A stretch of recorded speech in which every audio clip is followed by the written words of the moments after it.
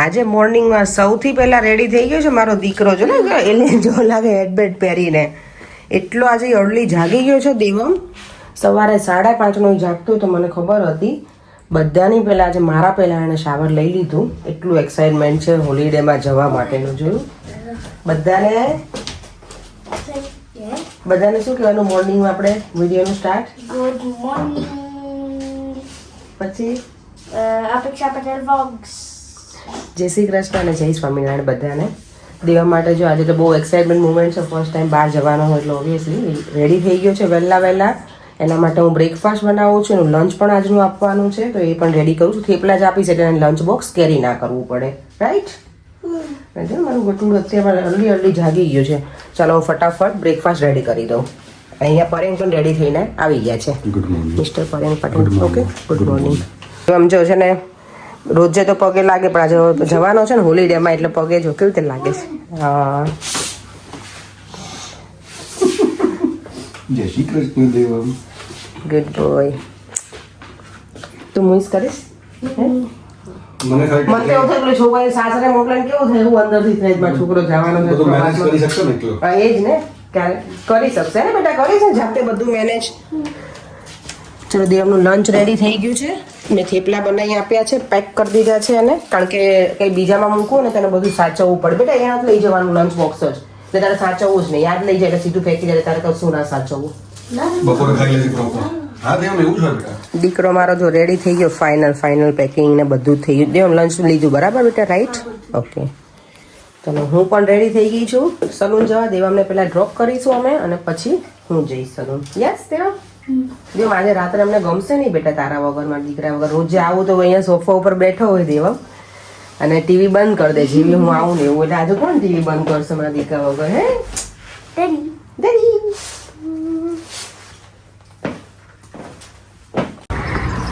દેવનો શું કે સામાન ઉતરે છે પરે? પાસપોર્ટ બધું લીધું, બોર્ડિંગ પાસ ને બધું. હા બધું છે ને, બધું લઈ લીધું જ નહીં દેવમ? દેવમ જાતે જ કરશે ને બધું?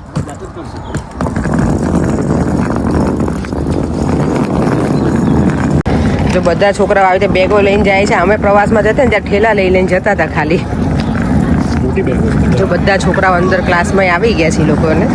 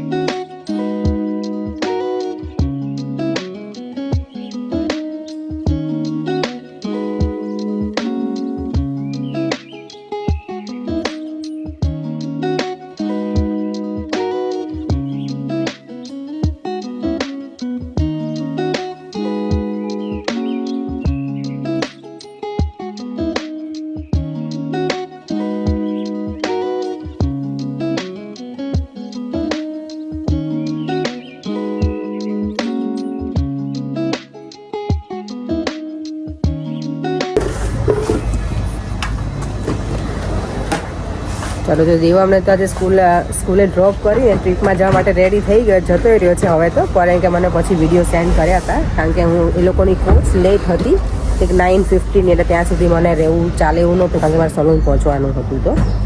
તો એ તો હવે એન્જોય કરતો હશે. અને આજે લકીલી છોકરાઓ બધા લકી છે કે એટલું સરસ અહીંયાનું વેધર થઈ ગયું છે કે લોકોને બહુ મજા આવશે.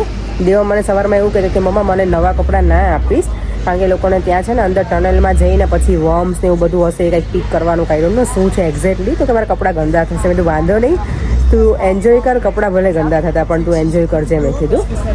તો બસ એ તો એન્જોય કરતો હશે. અને હું અત્યારે થોડી ફ્રી પડી છું તો બહાર આવી છું. આજે જો એવો દિવસ છે કે જેકેટની પણ જરૂર નથી, એટલું સરસ એકદમ મસ્ત વેધર થઈ ગયું છે, મજાનો દિવસ છે. આજે મારા હેર કલર કરાવવા છે, મને એ કરાવીશ અને પછી બીજું જે કામ હશે કંઈક કરીશું સલૂનમાં. બસ તો એ છે. અને થોડી ઘણી મારે પ્રેક્ટિસ પણ કરવાની છે. મેં જે કોર્સ કરવા ગઈ હતી ને એનું કંઈક ટાઈમ સેટ કરીને કરવું પડશે, કારણ કે હું આમને આમ કર્યા રાખીશ તો મારે પાછું ફરીવાર જવાનું છે ને દિવસ પણ આવી જશે, કારણ કે એક દિવસમાં હજુ નથી, બીજા 2 દિવસ પણ જવાનું છે તો કંઈક કરવા માટે. પછી મારો કોર્સ સર્ટિફિકેટ આવશે એવું છે. ચાલો થોડી વાર તડકામાં વિટામિન ડી લઈ લઉં, એન્જોય કરી લઉં અને પછી સલૂનમાં જઈશ. હેર કરાવવા બેસી ગઈ છું ફાઇનલી.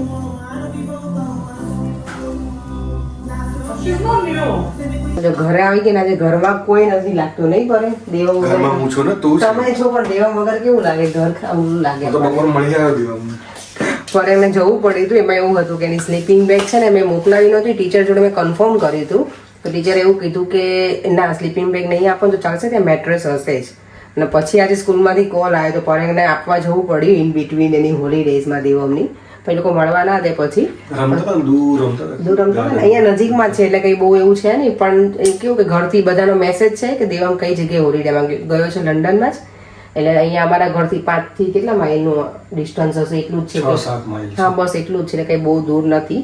અને આજે જો હું થેપલા બનાવું છું ને, અને એ પણ બનાવું છું હું રોટી મેકરમાં આપણા. કોઈ કોમેન્ટ કરી સિટિંગ રૂમ છે એમાં પાઇલ અપ કરી છે ચેરની, જગ્યા જ નથી અમારી કન્ઝર્વેટરી. પાછા અમારા કામ ચાલુ છે ને અત્યારે, એટલે એના લીધે થઈને જગ્યા નથી, એટલે અમે આવું કર્યું છે હમણાં. થોડું ઘર મેસી છે, કારણ કે કામ ચાલુ છે ને બંધ છે ને એવું બધું ચાલે છે. એટલે ચાલો તો થેપલામાં સારા બને છે, જો નાની મોટી સાઈઝ બને પણ સારા બને છે. હું તમને આ તો છે ને પરેંગે વધારે શીખી નાખ્યું, એટલે હું તમને મારા બતાવું છું, એકદમ સરસ બન્યા છે.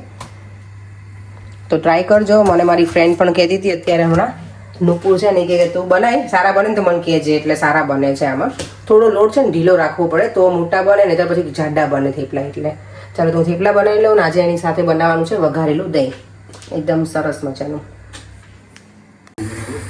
જો રોટી મેકરમાં બનાવવા હોય ને થેપલા તો થોડો ઢીલો લોટ રાખવાનો આ રીતનો, અને રોટી મેકર ચાલુ રાખવાનું. કોઈ મને પાછા પૂછશે મારા વ્યુઅર્સ કે તમે બતાવ્યું નહીં, એટલે હું બતાવી દઉં. અને સરસ બની ગયા છો, એટલે ફટાફટ થઈ જાય. થોડી સાઈઝ ડિફરન્ટ બને પણ ચાલે, આપણે તો ખાવાના જ હોય ને, નાના બને કે મોટા બને. અને અહીંયા બની ગયું છે મારું દહીં, વઘારાઈ ગયું છે. ઘણાને દહીંની તિખારી કહે, અમે લોકોને વઘારેલું દહીં કહીએ. આજે જો રોટી મેકરમાં છે ને થેપલા તો એકદમ સરસ બન્યા હતા. તમે લોકો પણ ટ્રાય કરજો, ક્યારેક બહુ ઉતાવળ હોય રોટી મેકર ઘરમાં હોય ને તો યુઝ કરજો, સારા બને છે ને ફટાફટ થઈ જાય છે. અને દેવા વગર છે ને મને ઘરમાં ખાલી ખાલી લાગે છે એવું લાગે અત્યારે. અને ગઈકાલે મેં બધાને પૂછ્યું હતું ને કે કાગડો કેરી, તો બહુ બધાએ મેસેજ કર્યો કે અમને ખબર જ નથી. તો હવે તો હું જ હારી ગઈ એવું લાગે મને પર એમ. તે તો કહું કાગડો કેરી તું ક્યાંથી નવું લઈને આવી? અરે યાર કીધું છે, ઘણા બધા એવું કહે છે કે તોતા કેરી કાગડો કેરી કહેવાય.